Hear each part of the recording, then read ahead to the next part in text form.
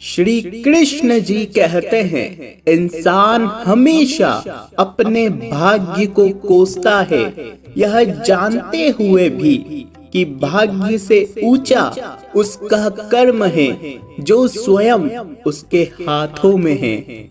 नमस्कार दोस्तों, जय माता दी। दोस्तों हो जाइए सावधान, यह दो देवता आपके घर में घुसने वाले हैं। इन्हें नाराज करने की भूल गलती से मत करना। 15 से लेकर 25 जुलाई इन 10 दिनों के अंदर यह 3 बड़े संकेत आपको मिलेंगे। पहचानने में दोस्तों भूल मत करना। आपकी जिंदगी में बहुत बड़ा परिवर्तन लाने वाले हैं यह देवता। इनके मात्र दर्शन से आपकी जिंदगी के तमाम दुख दर्द दूर हो जाएंगे। तो आइए जानते हैं कि आखिर कौन है यह दो देवता जो आपके घर में घुसने वाले हैं और क्या आपके जीवन में परिवर्तन होने वाले हैं, क्या खुशियां आने वाली है, साथ ही क्या दुख आने वाला है, दुखों से किस प्रकार बचा जाए, सभी जानकारी बताएंगे कि आखिर यह 10 दिन बेरोजगारों के लिए कैसे हैं, नौकरी वालों के लिए कैसे हैं, स्वास्थ्य के लिए कैसे हैं, प्रेम संबंधों के लिए कैसे है, आर्थिक स्थिति के लिए कैसे है। साथ ही यह दो देवता आपके घर में कब पधारेंगे, क्या करना चाहिए, क्या नहीं करना चाहिए, वीडियो में सब कुछ जानकारी देंगे। तो शुरुआत से लेकर आखिरी तक बने रहे। वीडियो को लाइक कर दे और नीचे कमेंट बॉक्स में सच्चे मन सच्ची श्रद्धा से अवश्य लिखना ओम नमः शिवाय। 3 बार लिख दीजिए ओम नमः शिवाय, ओम नमः शिवाय, ओम नमः शिवाय। आपके ऊपर महादेव की कृपा बनी रहेगी। दोस्तों सावन का महीना चल रहा है, हर कोई भोलेनाथ जी की भक्ति में लगा हुआ है। कैसे ना कैसे हर कोई यही चाहता है कि भोलेनाथ जी प्रसन्न हो जाए और अपने भक्तों के ऊपर यानी कि अपने ऊपर कृपा बरसा दे, उसके जीवन के दुख दर्द मिट जाए, भोलेनाथ जी की कृपा बस इतनी हो जाए। आप जानते हैं कि यह जो सावन का महीना है, इसमें भोलेनाथ जी अपने भक्तों को दर्शन करवाने के लिए, अपने भक्तों को दर्शन देने के लिए कई रूपों में दोस्तों आते हैं। कई रूपों में आपको भोलेनाथ जी के दर्शन हो जाते हैं। दोस्तों आप समझ भी नहीं पाएंगे कि आपके सामने साक्षात भगवान शिव खड़े हैं जो आपको दर्शन देने आए हैं, आपके दुख मिटाने आए हैं और दोस्तों वह आपको दर्शन देकर भी चले जाएंगे। लेकिन आपको बाद में पता चलेगा कि अरे ये तो साक्षात भगवान शिव थे जो मुझे दर्शन देके गए। तो दोस्तों आज हम आपको यही बताने वाले हैं कि आखिर आपके घर में यह दो देवता कौन से हैं, क्योंकि सावन का महीना है दोस्तों। भगवान शिव अपने भक्तों को रमने के लिए, अपने दोस्तों भक्तों को दर्शन देने के लिए किसी भी रूप में आ ही जाते हैं। कहते हैं कि दोस्तों अक्सर सांपों को दोस्तों बहुत ज्यादा डर का सामना करना पड़ता है, यानी कि जैसे हमें सांप दिख जाता है तो सब लोग डर जाते हैं। सांप का नाम सुनकर ही लोगों को डर लगने लगता है। अक्सर कई बार घर में सांप निकल आते हैं तो कुछ लोग घर में सांप के दिखाई देने की घटना को सामान्य मानते हैं, लेकिन शगुन शास्त्र में इसका बहुत महत्व बताया गया है कि अगर सावन के महीने में आपके घर में सांप निकलता है तो इसका बहुत बड़ा महत्व होता है। घर में सांप का दिखाई देना शुभ व अशुभ संकेत हो सकता है। शगुन शास्त्र के अनुसार सांपों का दिखाई देना कब शुभ और कब अशुभ होता है, बिल्कुल ध्यान से सुनना। इस बात पर निर्भर करता है कि वह कहाँ पर दिखता है, वह किस रंग का होता है, बिल्कुल ध्यान से सुने। दोस्तों अगर आपके घर में काला सांप आपको दिखाई दे या सांप का बच्चा दिखाई दे, दोस्तों अभी सावन का महीना चल रहा है और हम सोचते हैं कि सावन का महीना है तो आम बात है सांपों का निकलना, क्योंकि बरसात का मौसम होता है, बिलों में पानी भर जाता है तो अक्सर सांप बाहर आ जाते हैं और हमारे घरों में भी आ जाते हैं। लोग बाग इसको नॉर्मल समझते हैं, परंतु सांप अक्सर उसी घर में प्रवेश करते हैं, उसी घर में जाते हैं जहां दोस्तों कृपा बरसती है साक्षात भगवान शिव की। और भगवान शिव भी यह जो सावन का महीना है अपने भक्तों की भक्ति से प्रसन्न होकर किसी भी रूप में दर्शन देने आ जाते हैं, फिर चाहे वह किसी सांप का रूप भी क्यों ना हो। तो दोस्तों सांप को दिखाई देने के शुभ और अशुभ संकेत बताए गए हैं। यदि घर में आपको काला सांप दिखाई दे तो यह बहुत शुभ संकेत माना जाता है। कहते हैं कि इसका अर्थ है कि आप पर भगवान शिव की कृपा होने वाली है और आप बहुत जल्द ही कामयाब बनने वाले हैं। साथ ही आपको धन लाभ भी होने वाला है। काले सांप का दिखाई देना दोस्तों दंपत्ति के बीच प्रेम व स्नेह बढ़ने का संकेत है। साथ में यह संतान प्राप्ति की ओर भी इशारा करता है। तो अगर आपके घर में आपको इस सावन के महीने में इन 10 दिनों के अंदर या आने वाले इस पूरे सावन के महीनों में अगर आपको सांपों का दर्शन हो जाए तो दोस्तों हाथ जोड़कर आपको अपनी मन्नत मांग लेनी है। घबराए नहीं, डरे नहीं, क्योंकि यह जो सर्प होते हैं यह आपको दोस्तों नुकसान पहुंचाने नहीं आते हैं। अगर आपके घर में आए हैं तो समझ जाइएगा कि भगवान शिव जी आपको दर्शन देने आए हैं। अगर आपको डर भी लगता है तो उनके नजदीक ना जाए। अगर आपको दर्शन दे तो दर्शन करने के बाद उनको पकड़कर आप कहीं बाहर सुरक्षित स्थान पर छोड़ सकते हैं। अगर आपको डर लगता है, डर लगना स्वाभाविक सी बात है, परंतु आपको उनको कोई हानि नहीं पहुंचानी है, इस बात का ध्यान रखिए। कई लोग मार देते हैं। अगर आप ऐसा करते हैं तो भगवान शिव का आपको क्रोध झेलना पड़ेगा, क्योंकि भगवान शिव आपको दर्शन देने आए होते हैं। अगर ऐसे में आप दोस्तों उनको क्षति पहुंचा देते हैं तो उनका क्रोध भी आपको झेलना पड़ सकता है। साथ ही दोस्तों अगली चीज के बारे में बात करें कि अगर आपके घर में सफेद दोस्तों काले सांप का बच्चा अगर घर पर आता है तो बहुत शुभ है। इसका मतलब है कि आपका अटका हुआ काम बहुत जल्दी पूरा होगा। अगर घर में सफेद सांप आ जाए तो समझ लो कि आपका भाग्य उदय होने वाला है, क्योंकि सफेद सांप का दिखाई देना बहुत ही दुर्लभ है।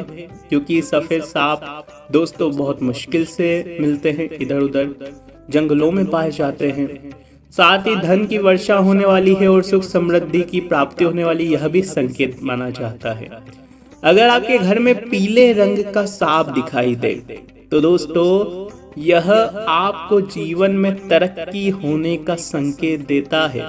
साथ ही आपको अचानक से धन लाभ भी हो सकता है। कहीं से कोई संपत्ति मिल जाना, जैसे कि कोई वसीयत आपके नाम हो जाना, जैसे मामा मामी पक्ष से, नाना नानिहाल पक्ष से, साथ ही बड़े दादा वगैरह के पक्ष से आपको अचानक से कोई जहां से कोई उम्मीद ना हो वहां से आपको धन मिल जाए, उसको कहते हैं अचानक धन लाभ। हरे रंग का अगर सांप निकले तो यह भी बहुत शुभ होता है।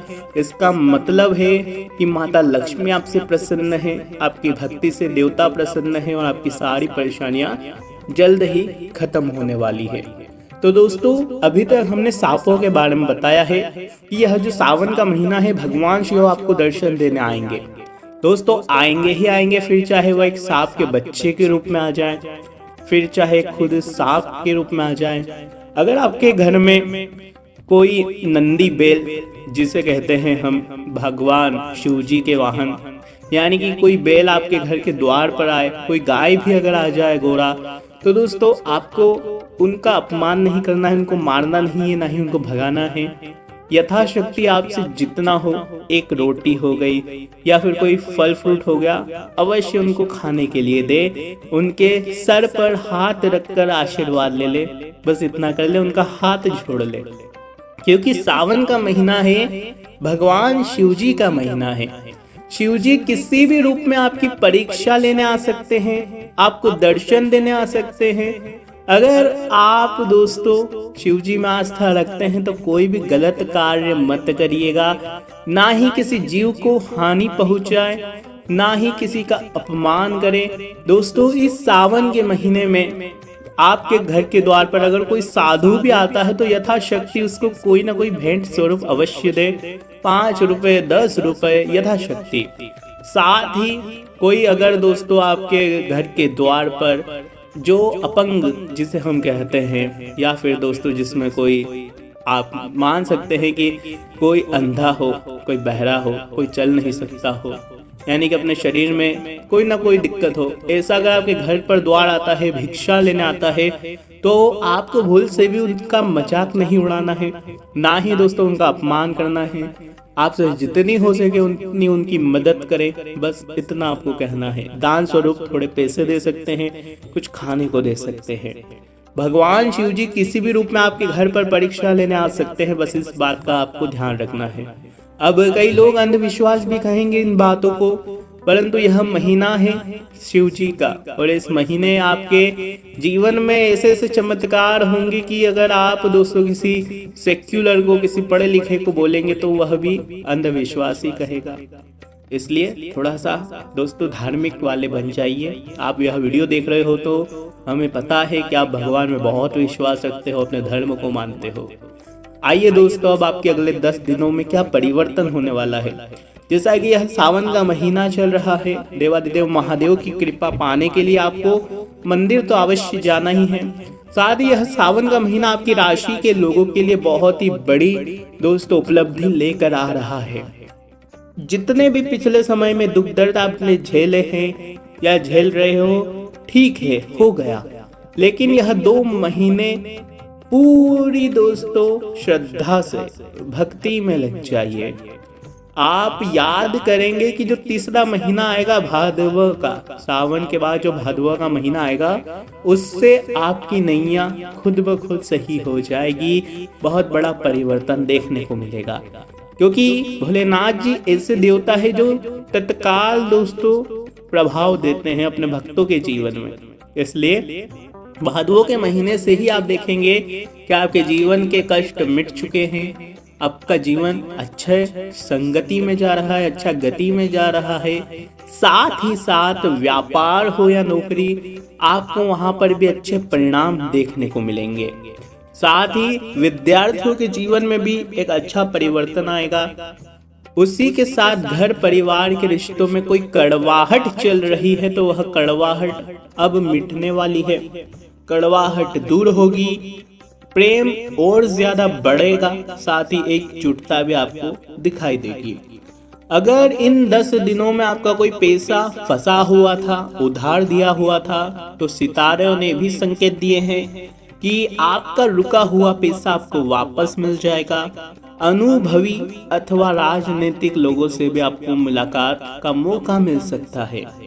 वहीं कुछ समय आध्यात्मिक अथवा दोस्तों धार्मिक गतिविधियों में अवश्य व्यतीत करिएगा, जिससे आपको सुकून मिलेगा और शांति भी मिलेगी। दोस्तों, आपका सिद्धांतवादी दृष्टिकोण आपके लिए सम्मानजनक स्थितियां उत्पन्न करेगा। कुछ सावधानी रखना भी जरूरी है, जैसे कि परिजनों से कोई विवाद अगर चल रहा है तो उनको दूर करने के लिए आपको प्रयास करने पड़ेंगे, क्योंकि यह जो मनमुटाव है आसानी से दूर नहीं होंगे। अत्यधिक व्यस्त रहोगे तो आप अपने व्यक्तिगत और पारिवारिक चीजों पर ज्यादा ध्यान नहीं दे पाओगे। साथ ही किसी बच्चे की कोई नकारात्मक गतिविधि आपको चिंता में डाल सकती है। आपके संतान की कोई गलत गतिविधि, कोई गलत संगत आपको चिंता में डाल सकती है। ऐसे में आप लोगों को उन पर पूरी नजर रखनी चाहिए, अपनी संतान पर। वहीं व्यवसाय से संबंधित किसी भी प्रकार का रिस्क लो तो बचो, क्योंकि दोस्तों आपके साथ छल कपट धोखाधड़ी हो सकता है। वहीं नौकरी में भी दोस्तों स्थान परिवर्तन या तबादले की स्थितियां बन रही है, परंतु यह परिवर्तन आपके लिए तरक्कीदायक भी रहेंगे। दोस्तों, पारिवारिक व्यवस्था को लेकर कुछ विवादित स्थिति बन सकती है। समय रहते गलत फहमियों को सुलझाने से संबंधों में पुनः मधुरता आ जाएगी। दोस्तों, गलत खान पान की वजह से आपके गैस में दोस्तों पेट खराब जैसी स्थितियां बन सकती है। इसलिए आपको अपनी दिनचर्या का भी विशेष रूप से ध्यान रखना है। खान पीन का विशेष रूप से ध्यान रखिए, क्योंकि स्वास्थ्य अगर ठीक है तो सब कुछ बढ़िया रहेगा। अगर आपका स्वास्थ्य ही ठीक ना है तो आप भक्ति तक नहीं कर पाओगे, भगवान का नाम भी सही से नहीं ले पाओगे। इसलिए सबसे पहले अपने स्वास्थ्य का देखो। दोस्तों, कुछ लोग कहते हैं कि उपवास करें, ये करें, श्रद्धा हो तो करिए, सामर्थ्य हो तो करिए, अन्यथा कोई जरूरी नहीं है। भगवान भोलेनाथ केवल एक लोटा जल चढ़ाने से भी प्रसन्न हो जाते हैं। इसलिए कोई ज़रूरत नहीं है 2 महीने का उपवास करने की। अगर श्रद्धा है, सामर्थ्य है तो करिए, भक्ति है तो करिए, कोई मनाही नहीं है। लेकिन इस बात का भी ध्यान रखना कि भगवान भोलेनाथ तो भाव के प्रेमी हैं। एक लोटा जल चढ़ा दो, अपने घर से जल ले जाओ, केवल उसमें भी भोलेनाथ जी प्रसन्न हो जाते हैं। आपको दोस्तों अपने सामर्थ्य अनुसार ही सब कुछ करना है। कुछ लोग महंगी महंगी चीज़ें शिवलिंग को चढ़ाते हैं, लेकिन जिनके पास सामर्थ्य ही नहीं है, कुछ लोग महंगे केसर, शहद वगैरह महंगी महंगी चीज़ें चढ़ाते हैं, लेकिन जिसका सामर्थ्य नहीं है वह केवल कंकु, चावल और जल चढ़ा देता है, तो भोलेनाथ जी उन पर भी कृपा करते हैं। ऐसा बिल्कुल नहीं है कि भोलेनाथ जी केवल केसर चढ़ाने से, चंदन चढ़ाने से, महंगी महंगी चीज़ें जो होती है वह भी चढ़ाओ तो ही भगवान भोलेनाथ जी कृपा करेंगे। बिल्कुल नहीं, अपने सामर्थ्य अनुसार। अगर आपकी स्थिति है कि आप केसर चढ़ाओ तो चढ़ाओ। अगर आपकी स्थिति है कि आप भांग, धतूरा, शहद वगैरह पंचामृत से अभिषेक प्रतिदिन करो तो आप करो, सामर्थ्य अनुसार करो। अगर आपका सामर्थ्य नहीं है, आपका सामर्थ्य केवल एक लोटा जल चढ़ाना है, तो आप केवल वह कर दो। भोलेनाथ जी आपकी मनोकामना अवश्य पूर्ण करेंगे। लेकिन भोलेनाथ जी ये नहीं कह रहे हैं कि आप भूखे रहो और आप कहीं से भी केसर का जुगाड़ करो, कहीं से भी कोई महंगी वस्तु का जुगाड़ करो और फिर उसका अभिषेक करो। कतई नहीं, सामर्थ्य अनुसार करें, जो भी करें। अपने सामर्थ्य से ज्यादा कोई चीज करने की जरूरत आपको नहीं है, फिर चाहे उपवास हो, फिर चाहे भक्ति हो, फिर चाहे पूजा पाठ हो। दोस्तों, ध्यान से सुनना कि व्यवस्था बनाकर रखनी है आपको, फिर चाहे वह व्यापार में हो, नौकरी में हो या अपने घर परिवार में। हर जगह व्यवस्था बनाकर रखें। सुबह से लेकर रात तक का सब कुछ दोस्तों सेट होना चाहिए, क्योंकि यह सावन का महीना नियमों का महीना है। दोस्तों, नियम कानून का ध्यान रखना है। टाइम से उठना, टाइम से खाना, टाइम से पीना, टाइम से मंदिर जाना, टाइम से भक्ति करना, टाइम से सब कुछ करना, टाइम से सोना है। क्योंकि बिना नियमों के यह महीना दोस्तों महीना नहीं कहलाता है।